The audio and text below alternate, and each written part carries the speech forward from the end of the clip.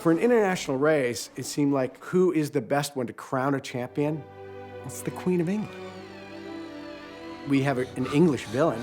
We have some British agents. Oh, hello. Hello.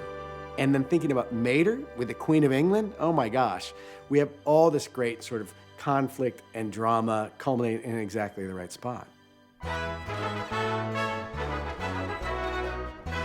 When we first knew that London was going to be a location, we went on a research trip there. One of the things we were noticing about the street scene, the double-decker buses are almost like huge red buildings moving back and forth, and the black taxi cabs make the London streetscape distinctive.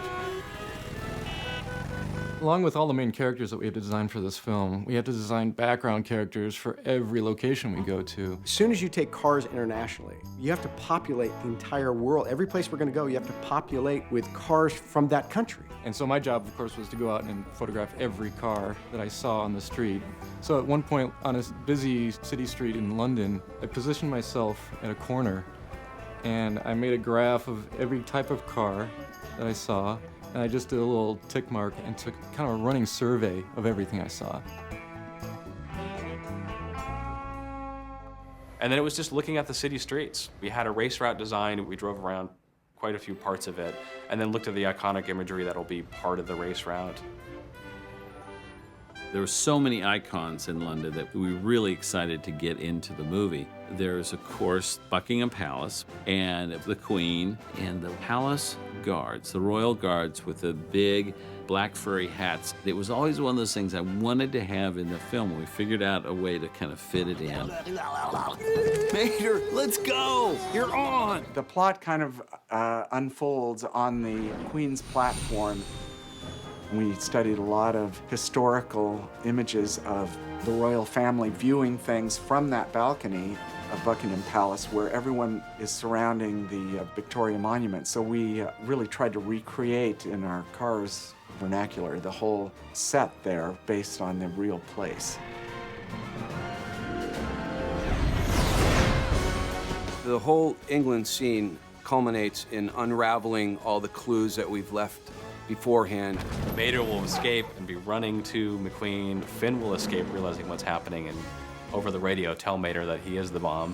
We created London so that the Cars characters could get out into the everyday streets. So we want to have this whole daisy chain of cars running after each other. We want Mater to run off the actual race course into the city streets. Panic ensues. So we had to design London, which is huge. It's like 75,000 buildings. It's also that the architecture style is very sort of ornate. Georgian and Victorian and Edwardian styles that are actually complicated and difficult to build in the computer. Doing it by hand, we calculated would have taken about 700 years. So we decided we needed some new method for generating buildings that would cut down on that time.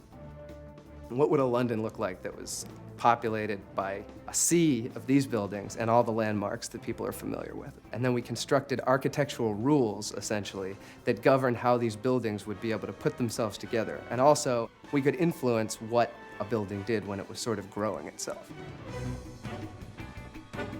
We've got architecture and set dressing and vegetation, and right now we're working on a lot of the graphics. The graphics team designed literally hundreds of these beautiful signs and graphics. We definitely wanted to put in some elements that scream Britain. So I've been working with Jude Brownbill, who's an animator. And you say highway or freeway, but we say motorway. Motorway. I was the official British English translator. And they wanted to make sure that when they carified things, that there was language and maybe British puns in there that hopefully the audience in England would enjoy. In Radiator Springs, we had like a popsicle dipsticks or like chocolate-covered dipsticks. Is there any equivalent that you could think of for like a sweet England treat? Yeah, thing? we call it popsicle. Popsicle, yeah. So we call it ice latte. Cool.